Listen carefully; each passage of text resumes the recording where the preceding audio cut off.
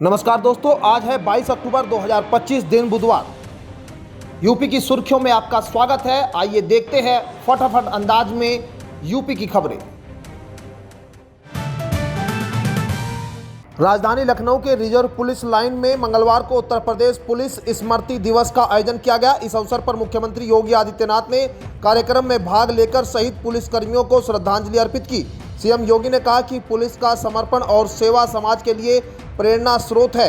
उन्होंने शहीद जवानों के परिवारों के प्रति संवेदना व्यक्त करते हुए कहा कि राज्य सरकार पुलिस बल के कल्याण के लिए प्रतिबद्ध है।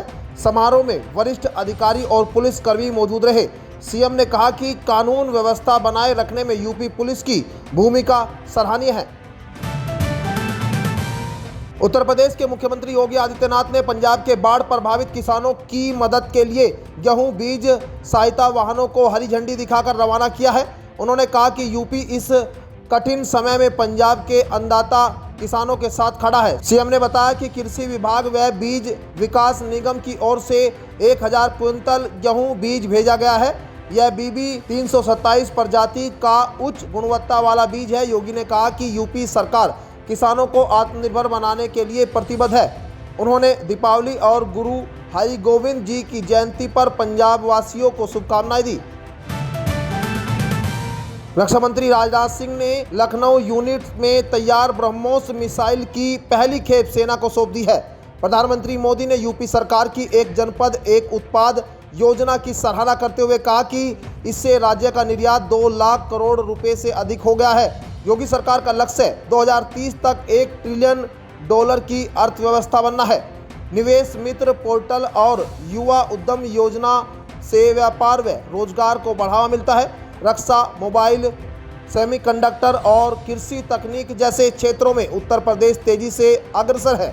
2017 में 12.89 लाख करोड़ की अर्थव्यवस्था अब 27.51 लाख करोड़ रुपए की हो गई है।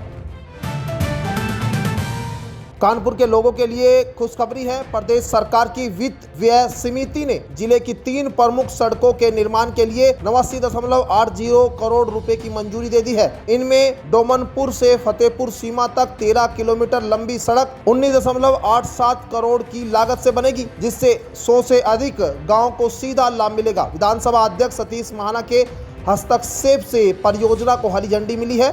साथ ही कालपी रोड पर भाटिया होटल तिराहे से भोती बाईपास तक चौड़ीकरण के लिए 36 करोड़ और कल्याणपुर शिवली मार्ग के लिए 34 करोड़ रुपए स्वीकृत हुए हैं। निर्माण कार्य जल्द शुरू होगा।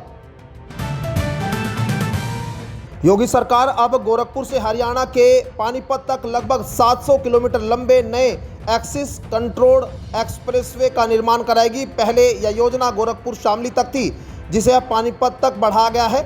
इससे पूर्वी उत्तर प्रदेश सीधे हरियाणा से जुड़ जाएगा और औद्योगिक व रोजगार अवसरों में वृद्धि होगी। NHAI DPR तैयार कर रहा है, जिसमें भूमि अधिग्रहण, पर्यावरण संरक्षण और सुरक्षा मानकों पर जोर दिया गया है।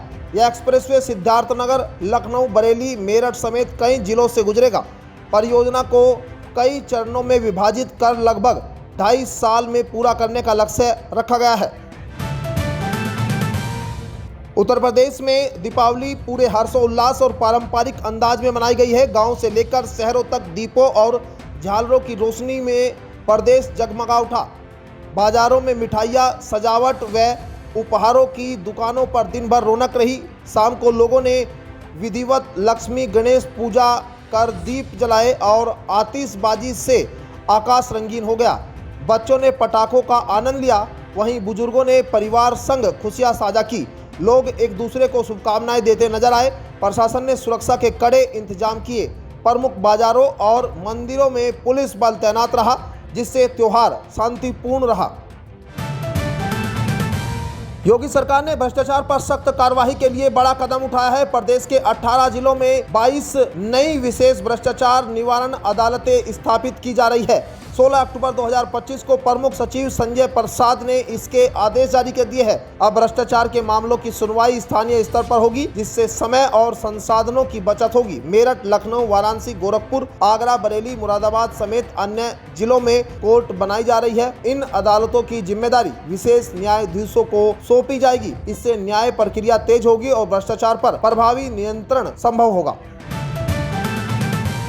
पूर्व केंद्रीय राज्य मंत्री और भाजपा नेता डॉक्टर संजीव बालियान ने मुजफ्फरनगर में Shri Ram college of law में LLB में प्रवेश लिया है। 2014 और 2019 में सांसद रहे बालियान 2024 में सपा उम्मीदवार हरेंद्र मलिक से हार गए थे। कृषि विज्ञान में PhD धारक बालियान ने कहा कि कोर्ट कचहरी के अनुभव से उन्हें कानून पढ़ने की प्रेरणा मिली। राजनीति के साथ वे मन लगाकर पढ़ाई करेंगे और भविष्य में जरूरत पड़ी तो वकालत भी कर सकते हैं। 2 माह पहले वे कॉन्स्टिट्यूशन क्लब ऑफ इंडिया के चुनाव में भी सचिव पद के उम्मीदवार रह चुके हैं।